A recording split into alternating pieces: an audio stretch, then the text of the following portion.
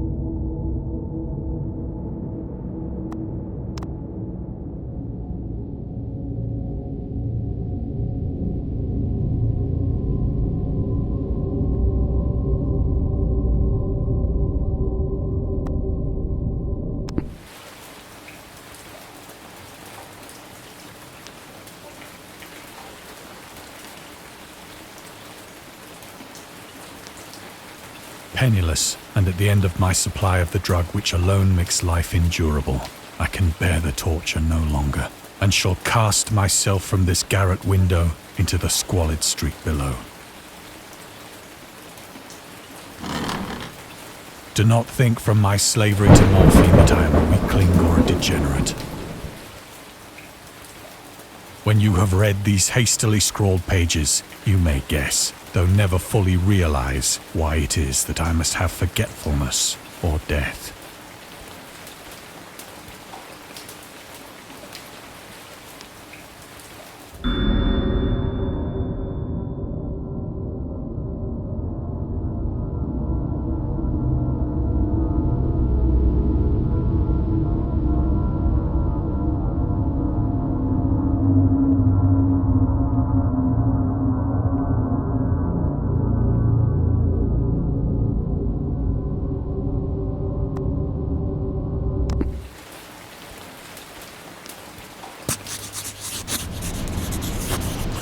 It was in one of the most open and least frequented parts of the broad Pacific that the packet of which I was supercargo fell a victim to the German sea raider.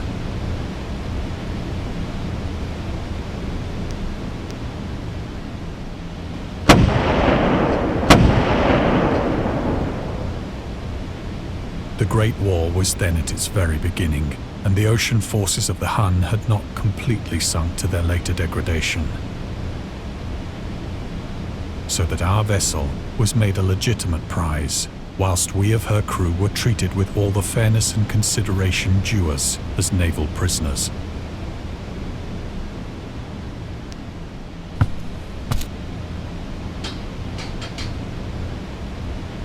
So liberal, indeed, was the discipline of our captors, that 5 days after we were taken, I managed to escape alone in a small boat with water and provisions for a good length of time.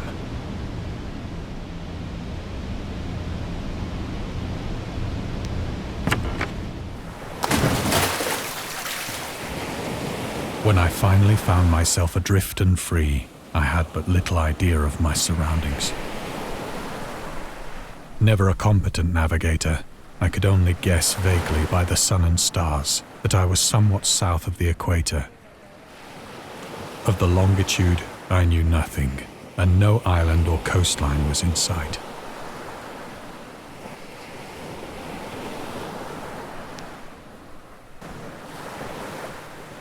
The weather kept fair, and for uncounted days I drifted aimlessly beneath the scorching sun, waiting either for some passing ship or to be cast on the shores of some habitable land.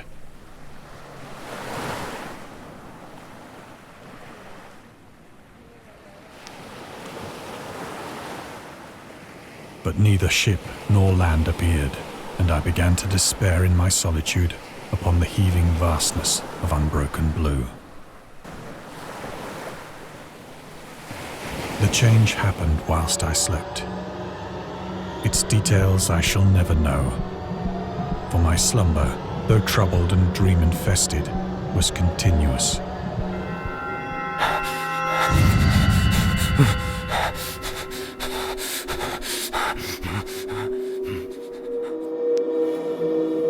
When at last I awoke, it was to discover myself half sucked into a slimy expanse of hellish black mire, which extended about me in monotonous undulations as far as I could see, and in which my boat lay grounded some distance away. Though one might well imagine that my first sensation would be of wonder at so prodigious and unexpected a transformation of scenery, I was in reality more horrified than astonished. For there was in the air and in the rotting soil a sinister quality which chilled me to the very core. The region was putrid with the carcasses of decaying fish and of other less describable things which I saw protruding from the nasty mud of the unending plain. Perhaps I should not hope to convey in mere words the unutterable hideousness that can dwell in absolute silence and barren immensity. There was nothing within hearing and nothing in sight save a vast reach of black slime. Yet the very completeness of the stillness and the homogeneity of the landscape oppressed me with a nauseating fear. The sun was blazing down from a sky which seemed to me almost black in its cloudless cruelty, as though reflecting the inky marsh beneath my feet.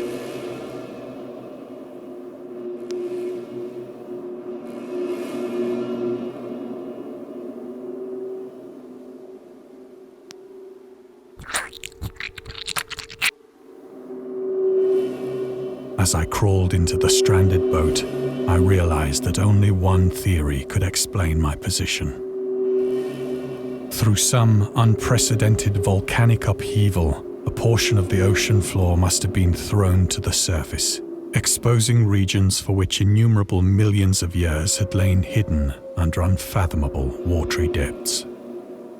So great was the extent of the new land which had risen beneath me that I could not detect the faintest noise of the surging ocean, straining my ears as I might. Nor were there any seafowl to prey upon the dead things.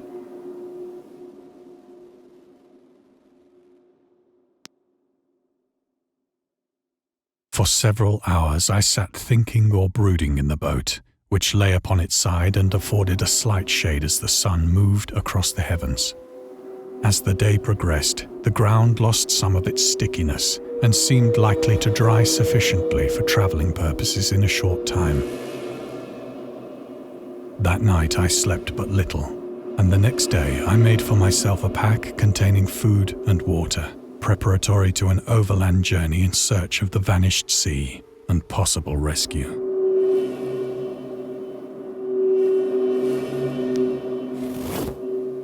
On the third morning, I found the soil dry enough to walk upon with ease. The odor of the fish was maddening, but I was too much concerned with graver things to mind so slight an evil, and set out boldly for an unknown goal.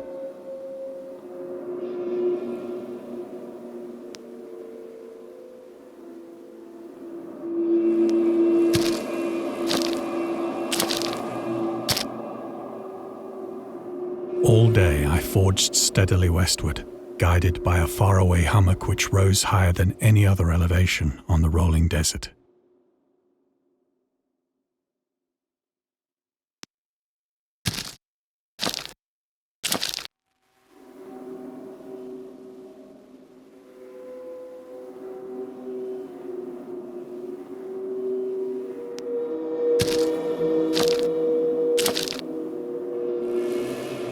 That night, I encamped, and on the following day still travelled toward the hummock, though that object seemed scarcely nearer than when I had first espied it.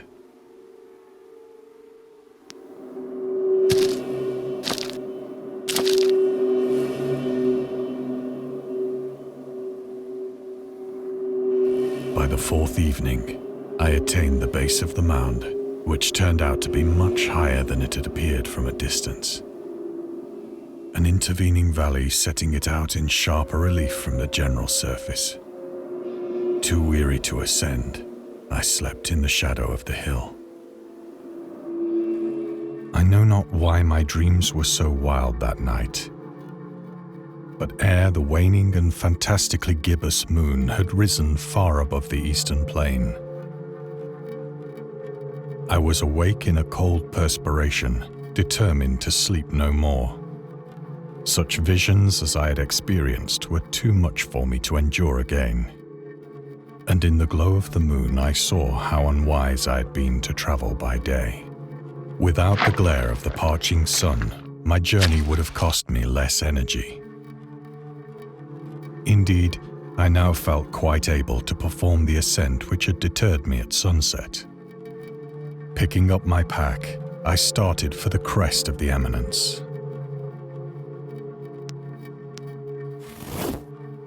I have said that the unbroken monotony of the rolling plain was a source of vague horror to me. But I think my horror was greater when I gained the summit of the mound and looked down the other side into an immeasurable pit or canyon, whose black recesses the moon had not yet soared high enough to illumine. I felt myself on the edge of the world, peering over the rim into a fathomless chaos of eternal night.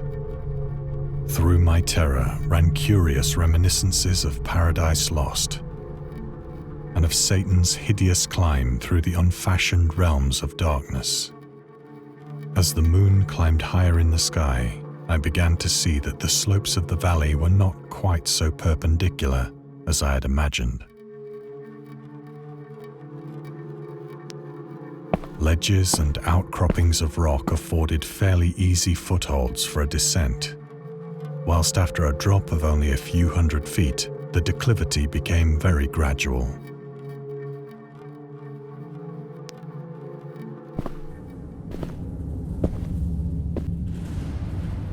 Urged on by an impulse which I cannot definitely analyze, I scrambled with difficulty down the rocks and stood on the gentler slope beneath, gazing into the Stygian deeps where no light had yet penetrated.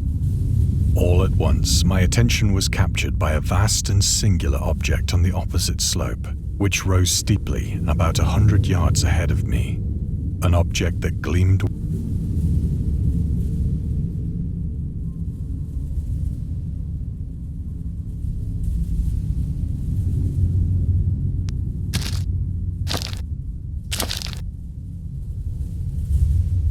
that it was merely a gigantic piece of stone, I soon assured myself. But I was conscious of a distinct impression that its contour and position were not altogether the work of nature. A closer scrutiny filled me with sensations I cannot express.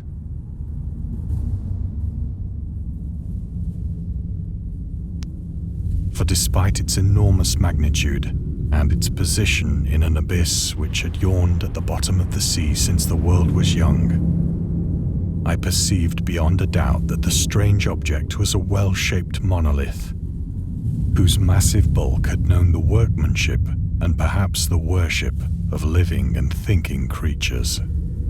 Dazed and frightened, yet not without a certain thrill of the scientist's or archaeologist's delight, I examined my surroundings more closely.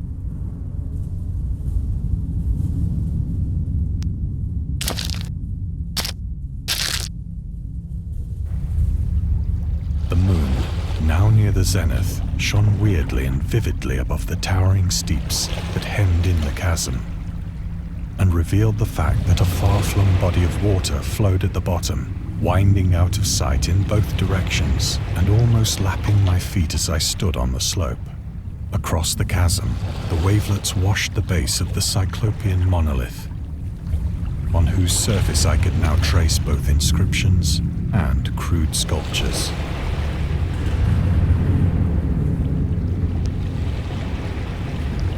The writing was in a system of hieroglyphics unknown to me and unlike anything I'd ever seen in books, consisting for the most part of conventionalized aquatic symbols such as fishes, eels, octopi, crustaceans, mollusks, whales, and the like. Several characters obviously represented marine things which are unknown to the modern world, but whose decomposing forms I had observed on the ocean-risen plain. It was the pictorial carving, however, that did most to hold me spellbound. Plainly visible across the intervening water on account of their enormous size were an array of bas-reliefs whose subjects would have excited the envy of a doré. I think that these things were supposed to depict men, at least a certain sort of men, though the creatures were shown disporting like fishes in the waters of some marine grotto, or paying homage at some monolithic shrine which appeared to be under the waves as well. Of their faces and forms I dare not speak in detail, for the mere remembrance makes me grow faint. Grotesque beyond the imagination of a Poe or a Bulwer. They were damnably human in general outline, despite webbed hands and feet, shockingly wide and flabby lips, glassy, bulging eyes, and other features less pleasant to recall. Curiously enough, they seem to have been chiseled badly out of proportion with their scenic background. For one of the creatures was shown in the act of killing a whale, represented as but little larger than himself. I remarked, as I say, their grotesqueness and strange size, but in a moment decided that they were merely the imaginary gods of some primitive fishing or seafaring tribe.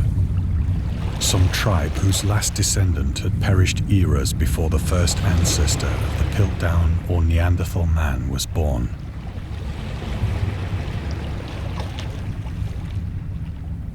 Awestruck at this unexpected glimpse into a past beyond the conception of the most daring anthropologist, I stood musing whilst the moon cast queer reflections on the silent channel before me. Then, suddenly, I saw it. With only a slight churning to mark its rise to the surface, the thing slid into view above the dark waters. Polyphemus-like and loathsome, it darted like a stupendous monster of nightmares to the monolith, about which it flung its gigantic scaly arms, while it bowed its hideous head and gave vent to certain measured sounds. I think I went mad then.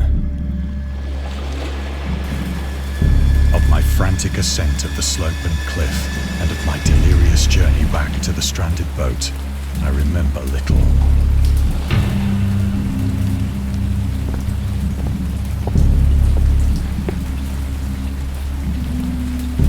I believe I sang a great deal and laughed oddly when I was unable to sing.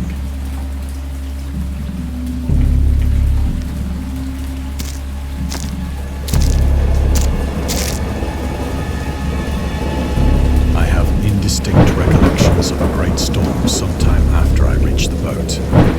At any rate, I know that I heard pearls of thunder and other tones which nature utters only in her wildest moods.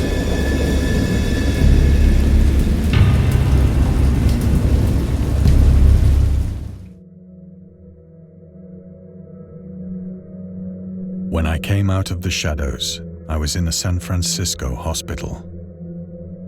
Brought thither by the captain of the American ship which had picked up my boat in mid-ocean. In my delirium, I had said much, but found that my words had been given scant attention. Of any land upheaval in the Pacific, my rescuers knew nothing, nor did I deem it necessary to insist upon a thing which I knew they could not believe.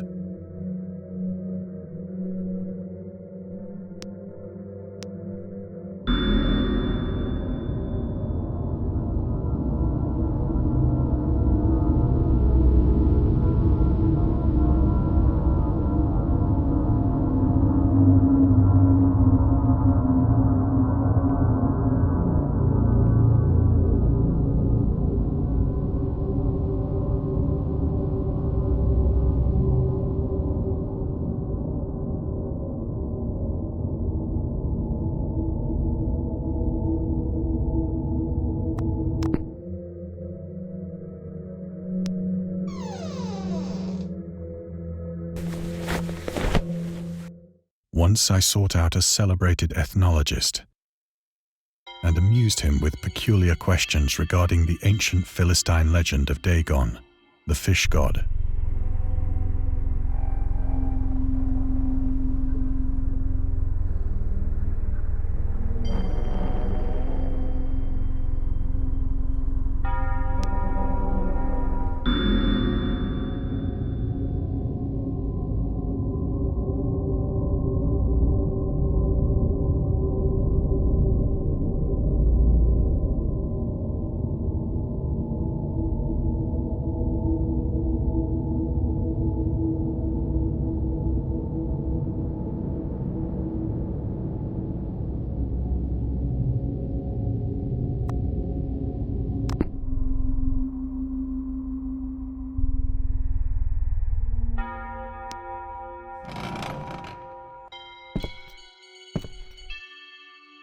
But soon perceiving that he was hopelessly conventional, I did not press my inquiries.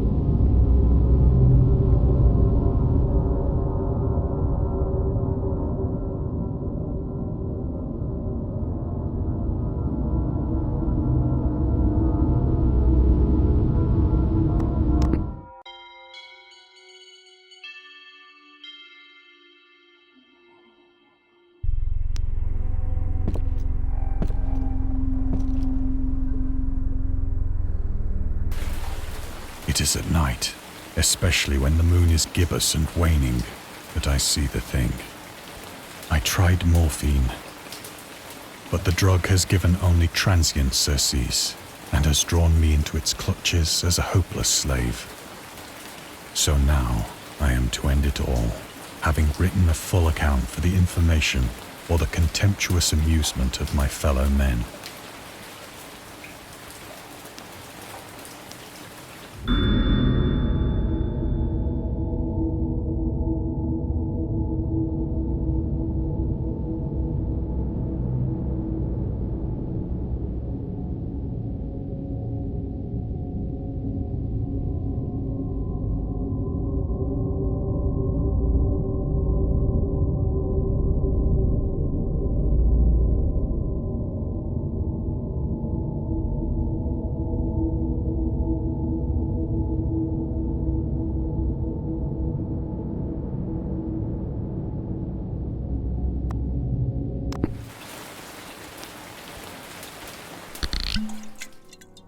Often, I ask myself if it could not all have been a pure phantasm, a mere freak of fever as I lay sun-stricken and raving in the open boat after my escape from the German man-of-war.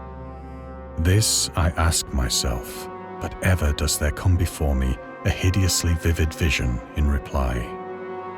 I cannot think of the deep sea without shuddering at the nameless things that may at this very moment be crawling and floundering on its slimy bed, worshipping their ancient stone idols and carving their own detestable likenesses on submarine obelisks of water-soaked granite. I dream of a day when they may rise above the billows to drag down into their reeking talons the remnants of puny, war-exhausted mankind. Of a day when the land shall sink and the dark ocean shall ascend amidst universal pandemonium.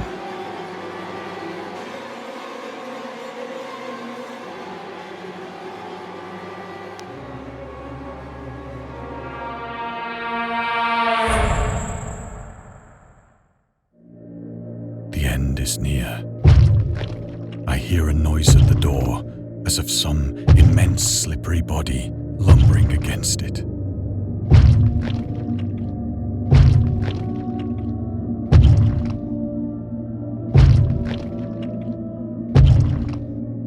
It shall not find me.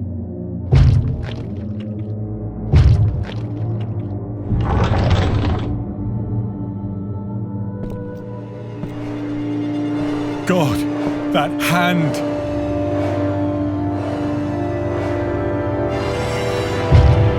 The window! The window!